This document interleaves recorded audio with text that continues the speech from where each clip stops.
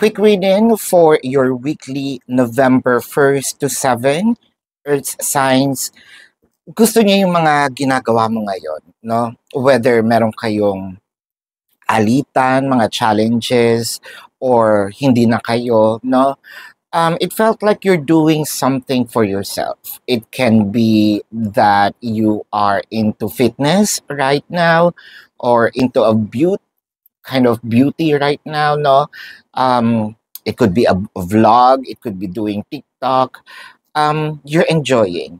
And kung ano man itong mga changes sa iyong katawan, whether nagpakulay ka ng buhok, gumagamit ka ngayon ng contact lens, um, pumupusyaw ang iyong balat or nagpapatan ka, it doesn't matter. Whatever the changes are, it felt like parang gusto niya sabihin, may igaganda or may igagwapo pa pala, no? Itong iniwan ko. So, it felt like medyo palagi siyang nakatingin sa iyo ngayon. Masid-masid itong si person mo, no? This is your quick reading weekly for November the 1st to November the 7th, Earth signs. Predicting future is my purpose. Yelling the stars align.